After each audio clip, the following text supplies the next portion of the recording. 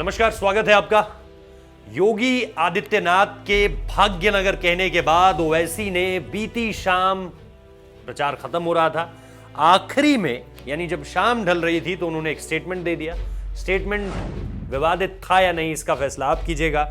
मैं इस पे एक न्यूट्रल स्टैंड लेते हुए यह कहना चाहता हूं कि उन्होंने ये कहा कि योगी आदित्यनाथ की नस्लें तबाह हो जाएंगी लेकिन नहीं बदलेगा हैदराबाद का नाम।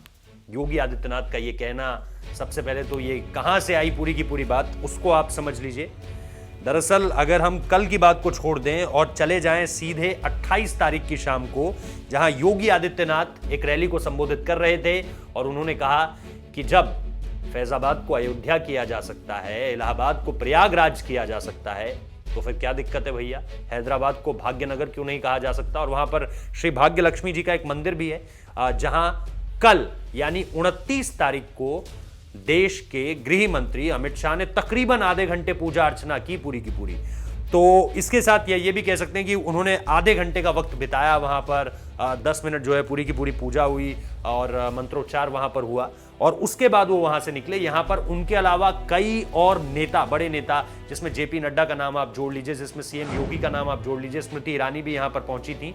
तो यहां पर बाकायदा माथा टेका गया है और उसके बाद उस दौरान सीएम योगी का यह कहना कि भाग्यनगर क्यों नहीं हो सकता और उसके बाद अमित शाह का वहां जाना, ये अपने आप में एक तरह से अगर आप डॉट्स को कनेक्ट करें तो ये बताना चाह रहा था कि भैया योगी आदित्यनाथ ने जो कहा है वो सिर्फ हवाई बातें नहीं है, बल्कि भाग्य लक्ष्मी मंदिर और भाग्यनगर की बात को कहकर एक तरह से हिंदू वोटर्स को अपने साथ जोड़ने की कोशिश की जा रही है। और इसको लेकर के सभी जो बीजेपी के नेता थे वो आगे बढ़ रहे थे।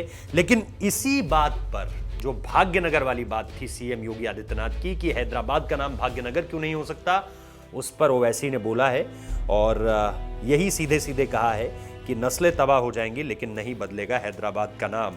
और इस पूरे की पूरी चर्चा में एक बात आपको और जान लेनी चाहिए। दरअसल असदुद्दीन ओवैसी ने जो पूरा स्टेटमेंट था उनका वो क्या था कि योगी आदित्यनाथ की नस्लें तबाह हो जाएंगी पर हैदराबाद का नाम नहीं बदलेगा।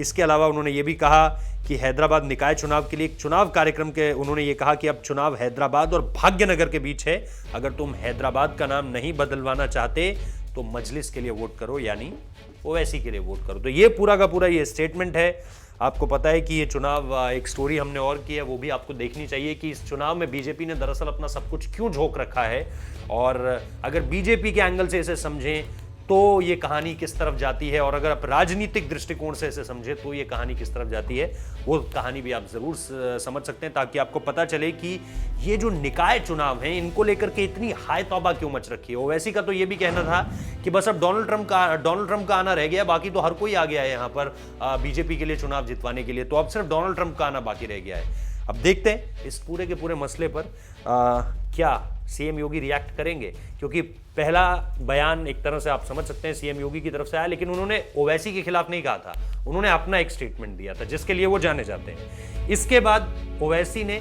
सीएम योगी की तरफ जो है कटाक्ष करते हुए एक बयान दिया और अब क्या सीएम योगी की तरफ से इस पर जवाब आएगा? जवाब आएगा तो खबर जरूर आप तक पहुंचाई जाएगी। फिलहाल इस वीडियो में इतना ही।